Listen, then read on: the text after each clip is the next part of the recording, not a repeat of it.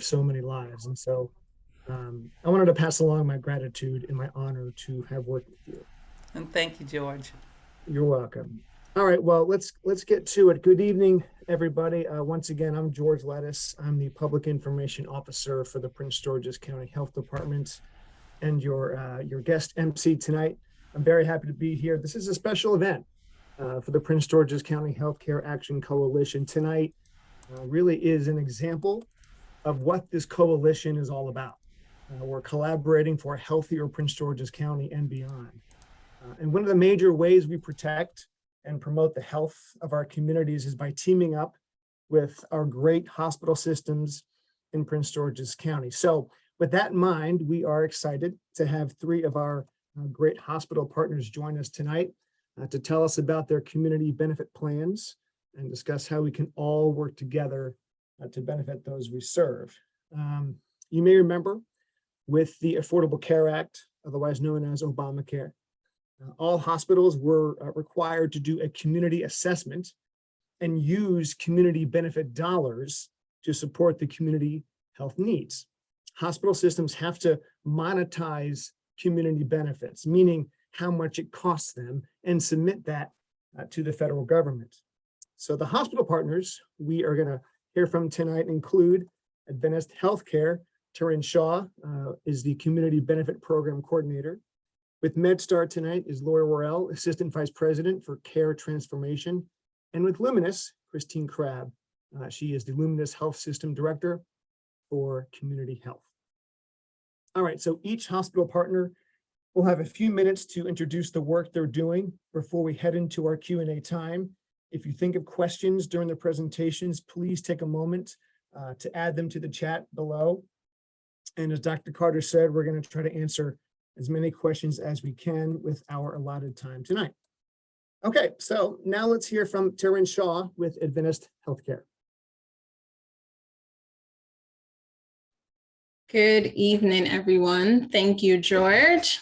I would like to thank the Prince George's County Health Department for leading the CHNA process, and to all the Prince George's Healthcare Action Coalition and community members that participated and provided input. Slide, please.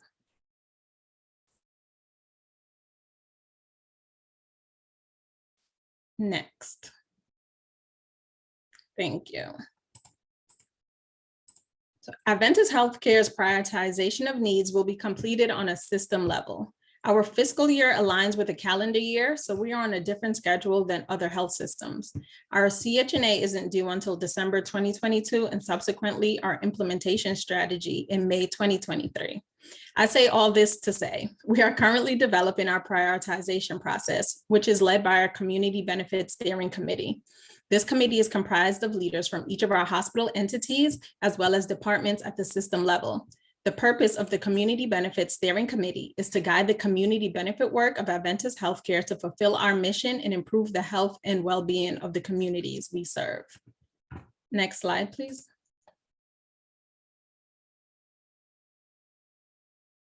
Even though we are still developing our prioritization process, we will be continuing priorities from the past CHNA that were re-identified for the 2023 through 2025 CHNA, such as access to care, where we'll address behavioral health, chronic disease, HIV. Under social determinants of health, we'll address food access, housing and homelessness, education, racial equity and justice, and some Fort Washington Medical Center specific initiatives that we will continue is the Gilead HIV grant that has the goal to improve the care of patients living with HIV and hepatitis C virus in Prince George's County and surrounding communities by providing a private, safe, and effective way of testing. Our medication assistance program, which provides medication assistance for low-income patients with chronic illnesses to improve medication compliance and overall health. Feed the Fridge, which is a new initiative. And this is where later you'll see our supporter role comes into play. We provided funding to an organization called Feed the Fridge, where they pay local restaurants to provide healthy, fresh cooked meals to a fridge at Glass Manor Community Center, where community members can go and take meals as they need, no questions asked. And also our Mosaic grant, where it's a SBIRT model that is used to deliver early intervention and treatment services for persons with substance use disorders, as well as those who are at risk of developing these disorders. And also our primary care center, which we opened to help improve access to primary care services in the Fort Washington area. Next slide, please. A key aspect of our prioritization process is understanding and acknowledging our capacity. We have 3 roles in which we categorize our capacity to addressing areas of need. Leader, this is where we are well positioned to take a leadership role in addressing an area. Collaborator, we will partner with other organizations to actively address an area. And supporter.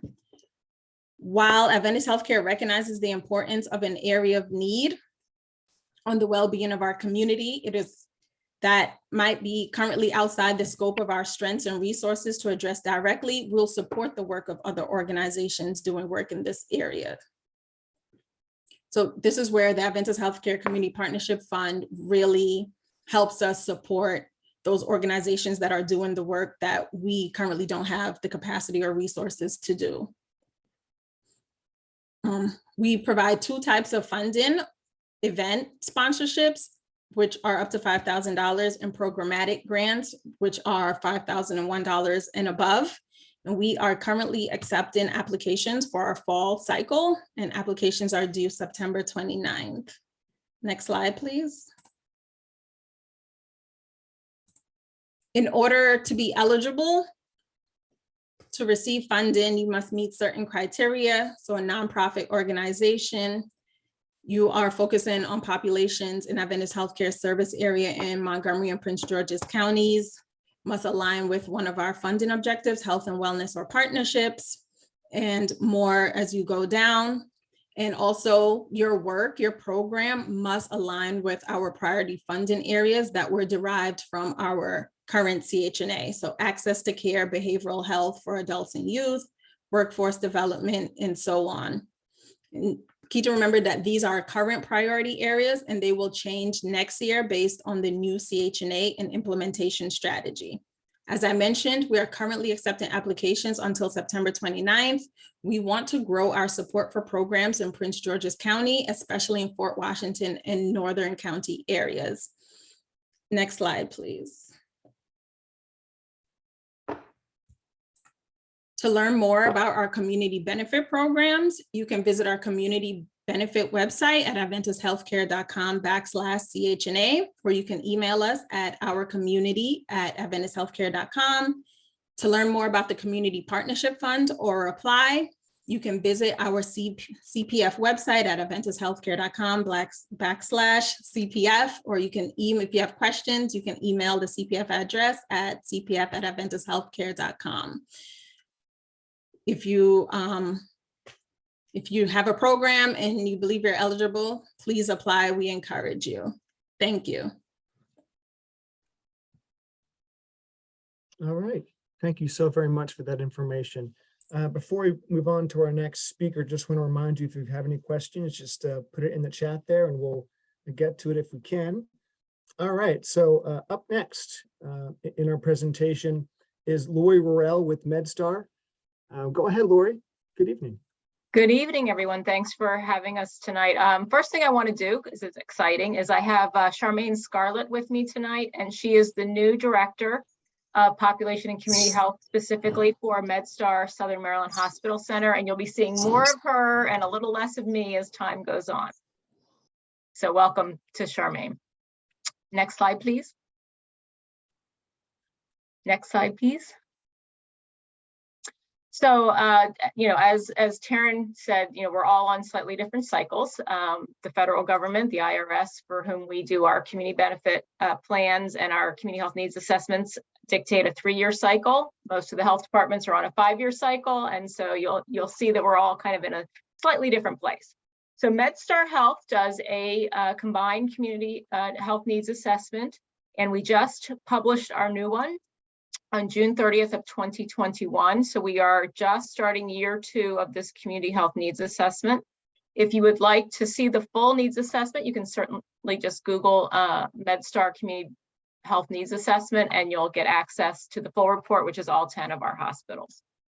So during this 3-year cycle, all of the Medstar hospitals are focusing on the same 3 large areas. And I think you'll see a theme because these are the areas that a lot of the hospitals end up working in for obvious reasons.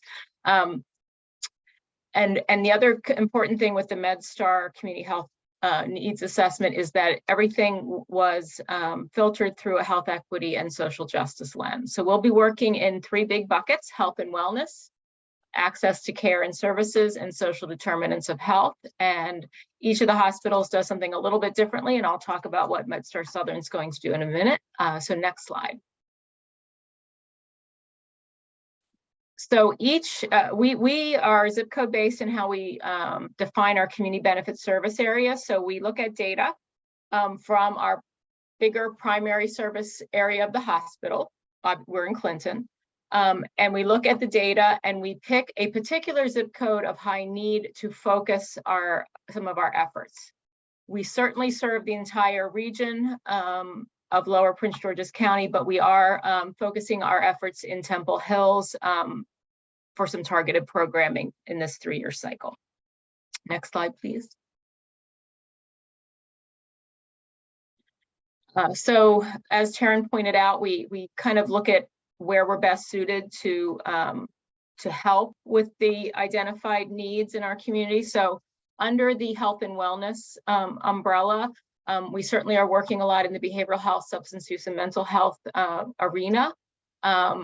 And so, you can see our goals and some of our strategies. We do have the ESPERT program, which is the peer supports in our ED and in our community with the opioid survivor outreach program. We are working on some telehealth initiatives that focus on behavioral health services for our community. We have a wraparound 30-day care coordination plan for folks that are discharged from our behavioral health unit called Mindula. And then all of the hospitals represented tonight are part of a collaborative called Totally Linking Care Maryland. And so through that program, we have a couple of big grants. And so we have a $23 million grant to help stand up the Crisis Now model in Prince George's County, and that's Medstar, University of Maryland, and Adventist for Washington are the partners in that initiative. Next slide, please. We also work very much through our community health programs in chronic disease management and prevention. So this is an area that we're a leader. We provide the National Diabetes Prevention Program. We are again part of a $7 million Totally Linking Care HSCRC grant around diabetes prevention with all of the hospitals in the county. We are doing more in the food insecurity realm, as well as working with our Medstar Diabetes Institute for care across the diabetes continuum. We love working with our senior communities and do a lot around senior wellness and health screenings. We work with a couple of community partners like Hope Connections around cancer support and screening. And then we also work with many of our faith-based communities and leaders to help with faith-based ministries and other faith-based initiatives. Certainly, we all did a lot during COVID and formed some pretty strong partnerships with our faith-based community here in Prince George's County. Next slide. So under access to affordable healthcare and insurance, again, we want to make sure that citizens that we are interfacing with know what they're eligible for and that we help them navigate the system, which can often be overwhelming, to make sure that they get services that they need and insurance through our community health workers and our financial advocates. We do a lot of screenings. We have access to a database called Find Help. You may also have heard of it as Aunt Bertha, that allows many of our associates to assist citizens with finding resources in the community. And then transportation, we all know is a huge barrier for a lot of folks. So we do have some initiatives to help with transportation. Next slide, please. We also understand, that under the social determinants, things like employment are important to our community. So we do look for ways to strengthen the healthcare pipeline in such ways that all of the jobs and careers that are available to someone in the healthcare field in hospitals are understood, and how to gain those jobs is made available to people through internships and other learning opportunities. We are executing a system-wide diversity, equity, and inclusion strategy. And then we do offer some scholarships and things as far as healthcare training goes. Next slide. Okay. All right. Thank you so very much for that information. And as you see on your screen, next up is from Luminis, Christine Krebs. Christine, good evening. It is your turn. Good evening, everybody. Thank you for giving us the opportunity to speak. I am Chris Krebs. I'm Director of Community Health for Luminis Health. Next slide, please. Next slide, please. So we are there's some changes since the last time I think we've done these updates, but we are now Luminis Health. We are a three-part hospital system that serves Prince George's County, Anne Arundel, Queen Anne, and Talbot counties. We're composed of 3 hospitals, doctors, Anne Arundel Medical Center and McNew Family Medical Center, which is our behavioral health hospital in Annapolis proper. We have 80 ambulatory sites. We have 1,700 on our med staff, about 6,500 employees, and 1,400 community volunteers. And our mission obviously is living healthier together. I wanted just to give this general overview because there's been a lot of confusion of, doctors, hospital has been bought up, or that what is Luminis Health? But it was a merging of 2 hospitals that came together. Both are still open. We have different system leaders, different leaders at both hospitals, and then we have system leaders and the like, but just wanted to clarify that we're just a new health system, but doctors is still one of the jewels in our crown. All right, next slide. So our plan is also, implementation plan is based on the FY22 to FY24 community health needs assessment. We did participate in this with the other hospital systems in Prince George's County. Again, like Taryn, we thank the County Health Department immensely for leading this work. We can't do this without you and your reach. The implementation plan, though, that we have set forth is a system-based plan. We have called out different hospitals, the different 2 or 3 different hospitals based on different specific action plans, but as a whole, we have decided that we want to keep one cohesive plan to keep our priorities. While they seem, limited at 4 or 5, there's a tremendous amount of work that goes into these specific priorities, and this way we can focus our resources on these specific priorities. This is kind of a sneak peek. This plan hasn't even been board approved yet. We hope to get it approved next week. And in that case, we will have it on our website and be able to communicate it publicly and widely. So I guess I would ask everybody to keep a secret for another week. But no, this is the plan that we anticipate moving forward. So our first priority is obviously, reducing the impact of chronic disease on Prince George residents, specifically reducing morbidity and mortality from cancer and reducing mortality from heart disease. With cancer, we're going to continue to focus on trying to increase access to screenings such as mammograms, pap smears, colonoscopies, and prostate exams. These are the cancers that impact Prince George residents the most. And in fact, through the pandemic, we have found that those screenings have dropped off tremendously. And so we really have got to get people back engaged in those regular ongoing screenings. We're also going to continue to focus on our tobacco cessation and reduction program that we do provide to county residents as a way to reduce, to look at risk factors and the like. As regard to heart disease, we have found that folks who have existing heart disease are impacted very negatively. And we're going to look at how we can do improved access to our cardiologists and in order to reduce utilization in the EDs, and how can we get folks on a better education plan with existing heart disease. And obviously, themes of other programs such as tobacco cessation, diet, exercise are woven through other plans, but we will take that prevention approach as well. As Lori mentioned, obesity and diabetes prevention are also a very important priority for us to address. We do also work through the collaborative with the hospitals and health department through TLC. Our goal is to increase access to education programs, to reduce, to improve lifestyle, behavioral change, and reduce risk factors to reduce obesity, and also to increase access to screenings and prevention programs to reduce incidence of diabetes. One of the additional strengths we have on my team is that I've got bilingual providers and nurses. So we are also able to reach into Spanish-speaking communities and provide access to these programs as well. We're finding, obviously, the Hispanic population has not been reached well, and our goal is to really try to engage them to take action on better health.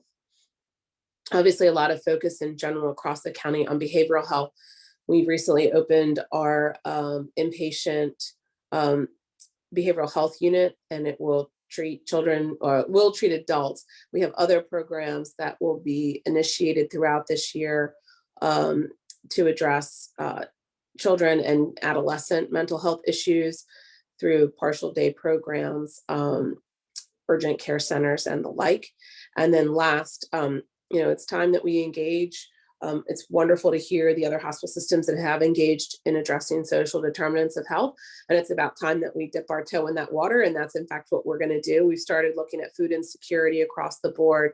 And we've created an advisory council to help us identify where we can have the most impact to address food insecurity and how it relates to disease, specifically cancer, heart disease, and diabetes. Next slide, please. So obviously we too are taking a specific lens and looking at vulnerable high-risk populations. Who is at high risk for cancer? Who's at high risk for diabetes? Who's at high risk for being obesity? And we're going to roll out programs and specific interventions that will increase compliance with these groups. We know we've learned a lot through the last decades we've been doing this work, and folks who don't have transportation or who don't have an email address or may not have citizenship often don't engage with us as health systems. So how can we change that, and how can we create better targeted interventions to get those folks engaged, and that we can help reduce risk, again, for morbidity and mortality? How are we doing this? Data. We use a lot of data in our world.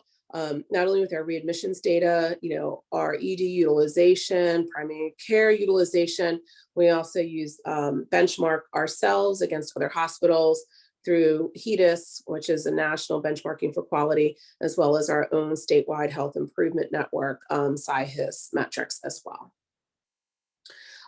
We will still be continuing to do, just want to say a quick word, obviously we're still going to work on addictions, other chronic disease such as COPD and stroke. We're still going to be looking at healthy aging and how do we help our folks age gracefully with limited disease, looking at more appropriate end of life programs, and of course healthy moms and babies. So that work will still be going on, and future plans to expand them. But for right now, the 4 priorities are what we just discussed. Next slide. That's it. All right, fantastic. Thank you so much, Chris, and thank you all 3 on the panel for your fantastic and insightful presentations. And thank you in advance for sticking around. We're going to do some Q&A now. We've been able to gather a handful of questions to start us off when we asked the coalition some of their questions about these community plans. And so these questions are not for any one panelist. We love for everyone to chime in. So we'll start off with how will these community plans affect the federally qualified health centers, or FQHCs? How do they factor in to how we're going to implement all of this? So I'm happy to start that discussion. So obviously our federally qualified health centers are integral to the safety net, in our community. So certainly Medstar welcomes our partnership with Greater Baden and some of the other federally qualified health centers in the region. And we look forward to strengthening those partnerships around mother baby and some of the other areas where the FQHCs are certainly leaders in the community. I can also jump in too. So we've been working with La Clinica in Hyattsville for some time. We are actually working, they're really supporting our work with that Spanish diabetes prevention program that I mentioned. They've got community care workers that are helping us recruit. They are helping us establish better trust in the community. They were able to go for grants with our letters of support. So I think that these relationships are very important for all of us. Like Lori said, they're safety nets. And what can we do to help them find additional funding and to strengthen their own programs? So really welcome continuing working with all of them. Yes, I concur as well. Continue working with the federally qualified health centers. Adventist Healthcare, we have relationships with many of the federally qualified health centers throughout the DMV. In Prince George's County, CCI and Mary Center, we provide funding to them through our community partnership fund, as well as collaborating on programs such as with Fort Washington Medical Center. They're currently working with CCI to be a site for the medical students to do their clinical rotations. So just programs like that where we can increase give the medical students a diverse training ground, and also where they'll learn health equity and different things like that. So we'll continue working with the health centers and developing programs as well.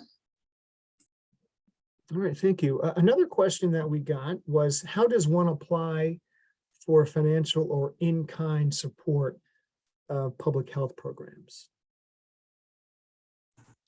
I'll take the lead on that. For specifically when it comes to community benefit, I know Adventist Healthcare is a bit unique as compared to other health systems where we actually have a fund to provide funding. So as I mentioned before, go to our website, adventisthealthcare.com/CPF.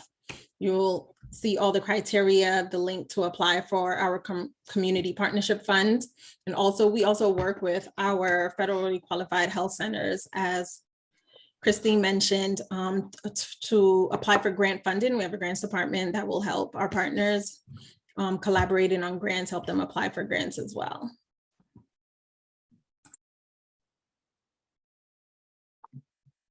So yeah, same. I mean, we don't have a grant program at Medstar, but we certainly, can entertain sponsorship requests. And we too have worked with community partners on helping them get grants, and certainly do a lot of in-kind support of our community partners through either TLCMD or directly through Medstar Southern Maryland Hospital Center. Yeah, I would just echo, I think, what Taryn and Lori said. I think, hospitals right now we're all recovering post-COVID. So I think it's, while, it seems like we've got big buildings and we've got mobile vans. Right now our bottom lines are tight. Very tight. Let's just call it what it is. And so, I think we're all probably going to lean in a little bit more with grant support with other organizations. How can we partner better? And how can we find more creative partners too? Like who can be maybe another group that could provide some, if we're going to do food insecurity in this case, can we work with Giant or Safeway to do this? If we're looking at transportation, can we work better with Uber, Lyft, or a local cab company that may be willing to provide reduced or low cost services? So I think we all have to be creative. I think we want to be creative, but I think it's going to be a difficult road the next year or two for hospitals to directly fund other organizations to do this work. Not to say we can't, But I think we just need to be creative and understand that, hospitals really, we were hit hard through the last couple of years. No, it's a great point. And even with the health department, a lot of the mass vaccination testing sites were thanks to federal COVID dollars, which, or have gone away. And so everyone's capacity is quite tight again. All right, well, sort of in that vein also, your hospital systems have great outreach in the community. It's part of your mission. Can each of you describe some of the ways that your hospitals communicate offerings and opportunities with various municipalities in the county? Well, I think obviously we all have our websites. Medstar does a quarterly newsletter, Facebook presence, social media. So really, if there's a way that your community members like to be communicated to, I think that's information that we would all love to have in terms of being able to meet the needs. We know we try to publish things in different languages, but if you have a specific language or you have a specific mode of communication that is preferred, I think we'd all, be very happy to get that information.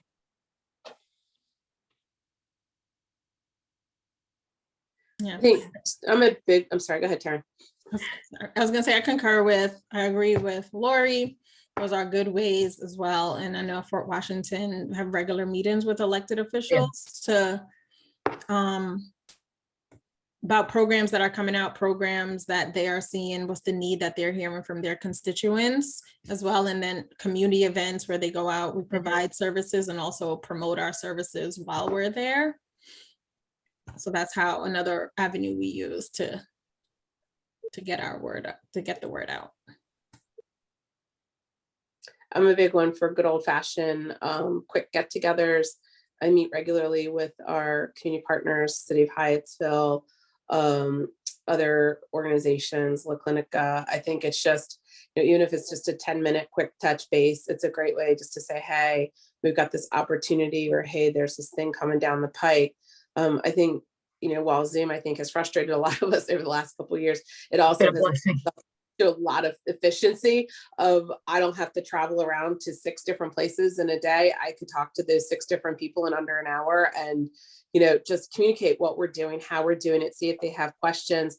And they're great at putting it in their newsletters and their text message platforms. And, I can just send them over little bits and pieces. Social media has been a big friend of ours to get the word out. And then asking other community groups to share our social media posts, Facebook, Instagram, things like that. It's a really quick way to get the word out and get it spread very quickly. So I would like to mention too, I think social media has been a great friend to us.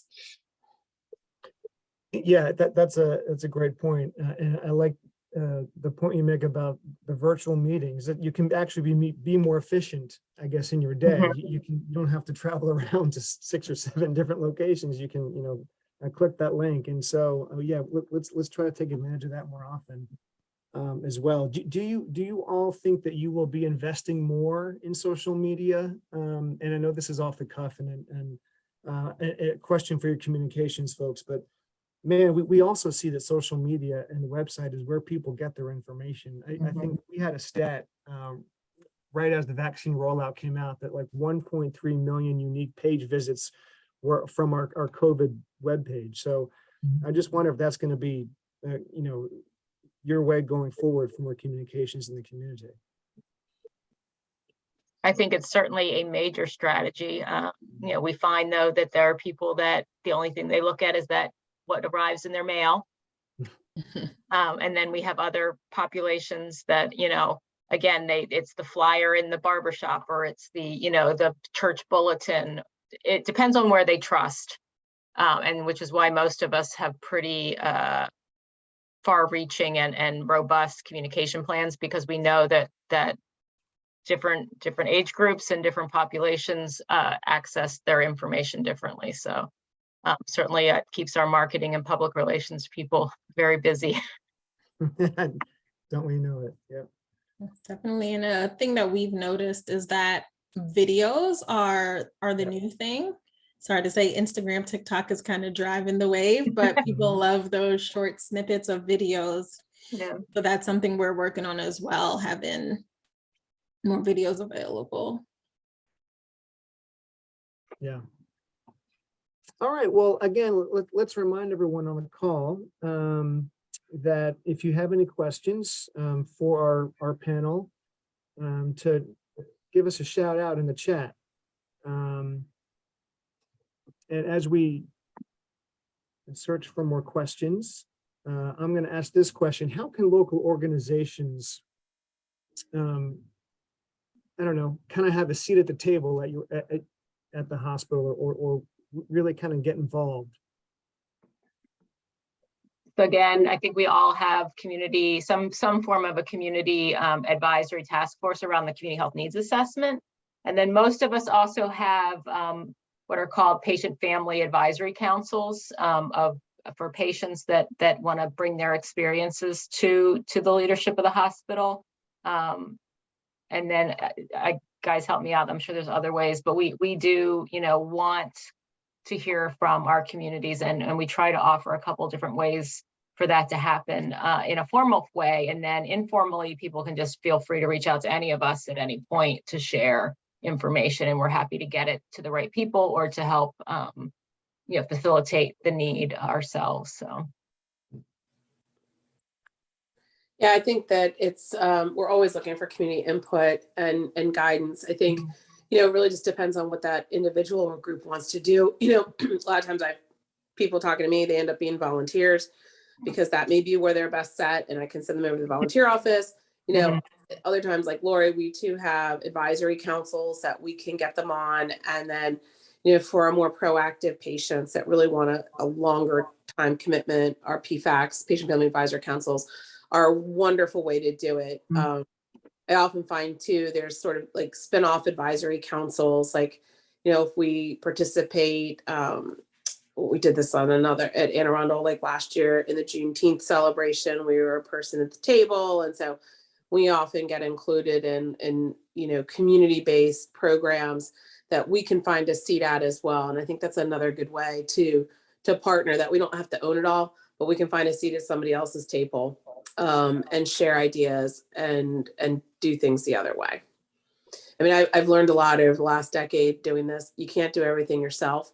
So sometimes it's just giving a little piece and, letting another community group drive it.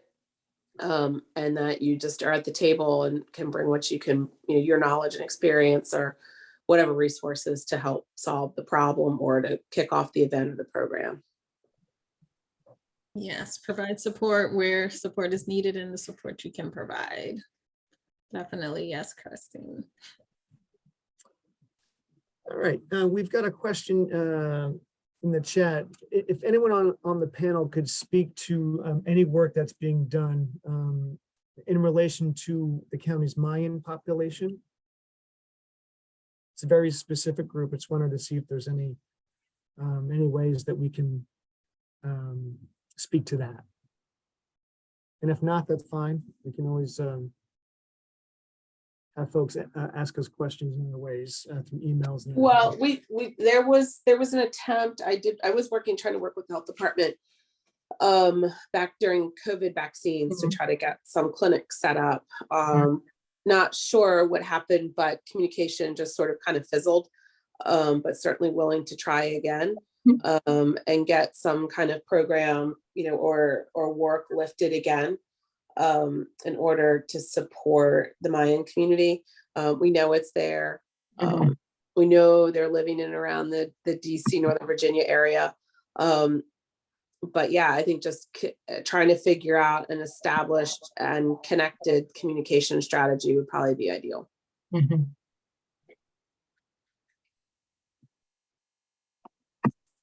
All right. All right, let's see if there are any more questions in the chat. All right, you're welcome. So let's end our Q&A with this question to the panelists.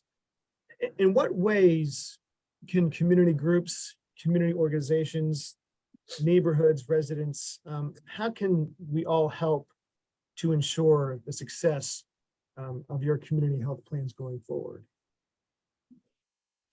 Reviewing our CHNA, submitting input, being a part of the CHNA process, our next one. As we send out surveys, we want to get input from the community. Please fill them out. We want to hear from you. We're just not saying it to say it. We really do. Provide us with information about your programs and flyers, as Christine was saying, us just being a seat at their, having a seat at their table. So any program flyers, who's the contact person we need to contact for a program that you're doing? Is there a referral process for your program? So if we have patients at our hospital that we're going to discharge and they fit your, fit the criteria for your program, what's the referral process? Can we send them to you? It's setting up meet and greets. We like to meet with community partners, see what they're doing. How can we help move their program forward? And then collaborative partnership on programs as well. As Christine mentioned before, hospitals, we can't do it ourselves. Sometimes community groups can't do it ourselves. We like to collaborate and partner to move both of our goals and missions forward.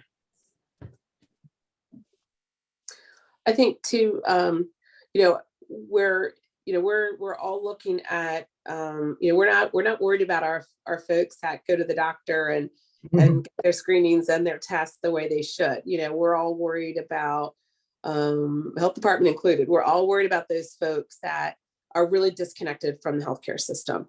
And for lots of different reasons, and I think that where I would welcome help is, those groups that are trusted in those specific high-risk, vulnerable communities to come forth and even to be honest and say, nope, that DPP is not going to work. That's a bunch of junk. And this is what you need to do. And help us and then to provide a trusted message and reach back into that specific targeted community. And, really that's the value of community input, right? Is that it goes both ways, where they tell us what they want and we say, help us get there.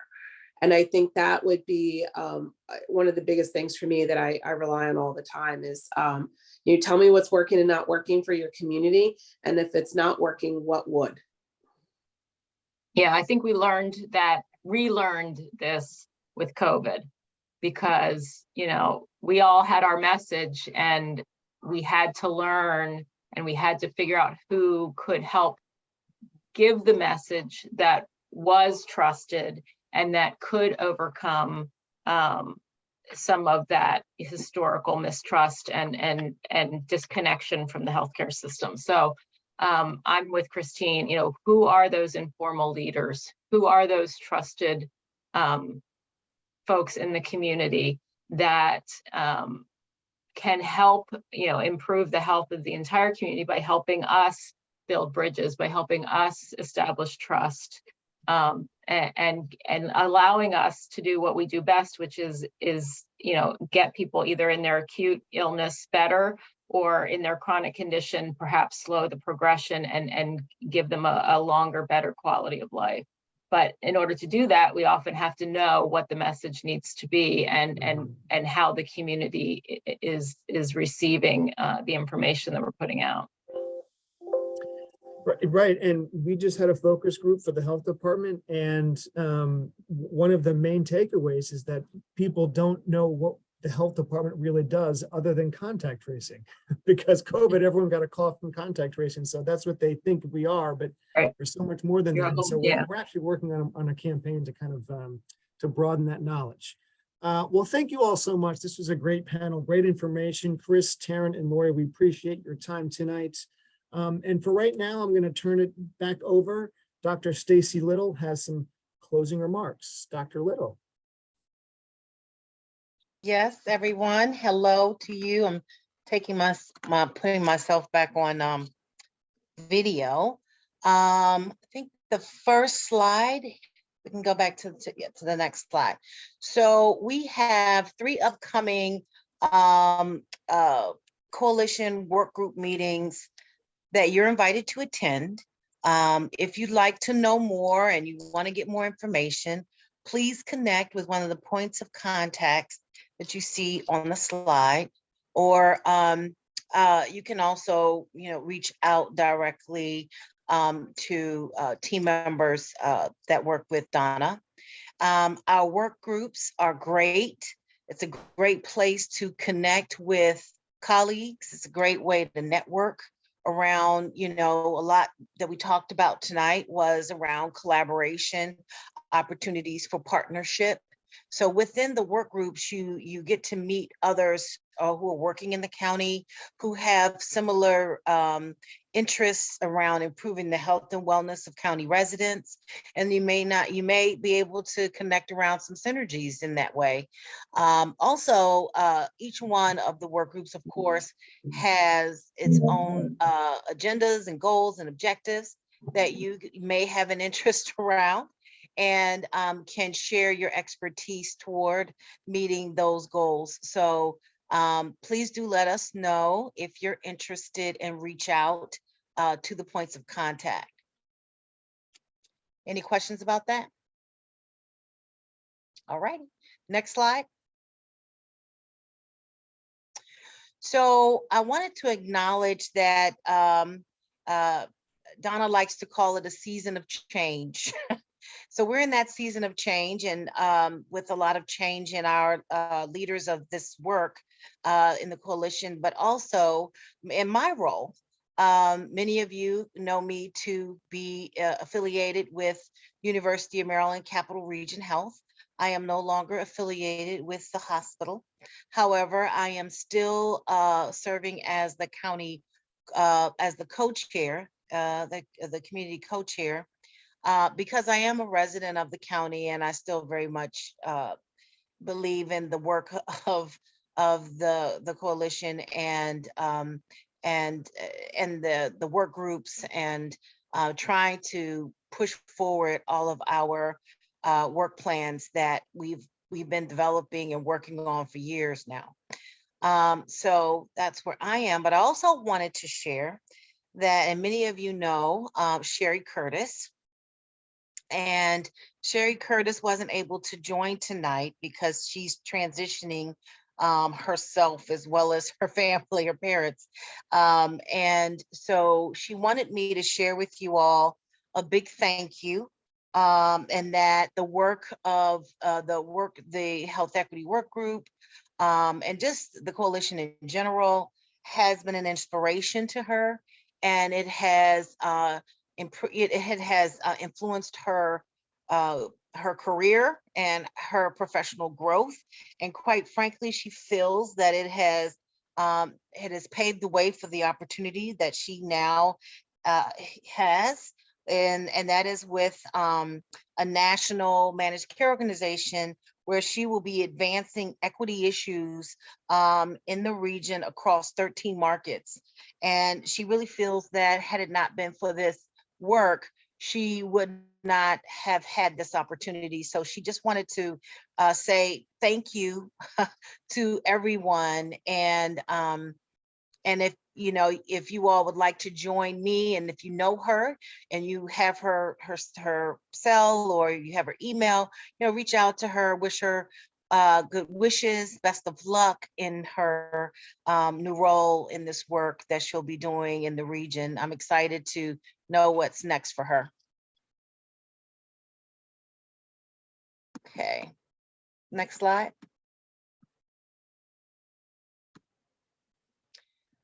Alrighty.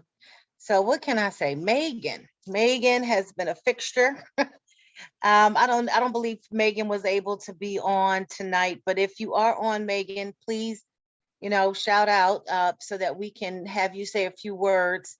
But Megan has been outstanding addition to the work of the coalition with the Behavioral Health Advisory Group, as well as helping to fill as a lead staff person. We've had a lot of transition. So, please join me in thanking Megan. Again, if you know her personally, if you have her email, send her a well wish. And looking forward to hearing about all of her new adventures in her new role. Last but not least, next slide. what can I say about Dr. Carter? Dr. Carter has been just a wonderful, incredible leader in the county for the last decade. Has been a strong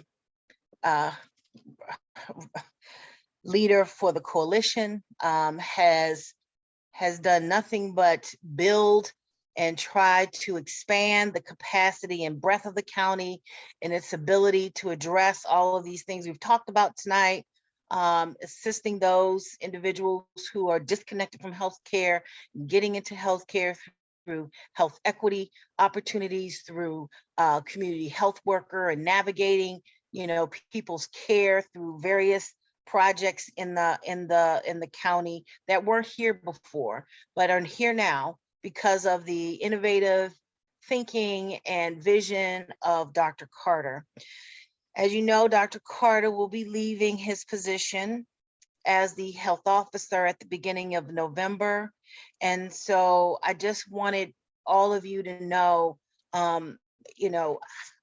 how we all feel in the coalition, and that I wanted to publicly just thank Dr. Carter for all of his efforts, and wanted to share the video with you that our team members put together to celebrate all of his accomplishments.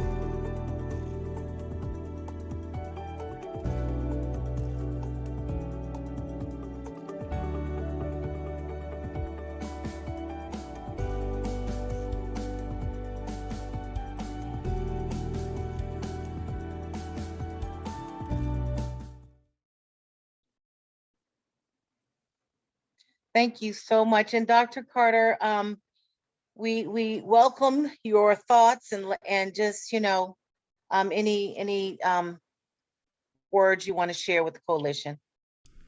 Thank you so much, Stacy, and thank the coalition for that tribute. I really appreciate it. I actually want to thank the coalition, both past and present. I've actually been with the coalition since its onset, and I feel that it's made tremendous progress and amazing strides, and I think that it's going to do even better in the future. I mean, the partnerships that have been formed, the activity in the community. We have great hospital systems, as you've heard today. I mean, and we have great FQHCs that need to grow.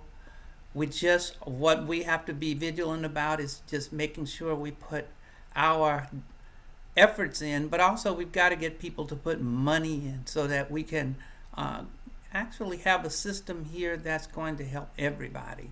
And so I just like to thank everybody who's worked with me through these years. It's just been a tremendous journey, and a pleasurable journey, because everybody is in Prince George's County trying to move the needle ahead, has the same spirit and the same motivation, and it really has helped me not only individually, but it helped my collective spirit to feel that things can get accomplished. So thank you all so much.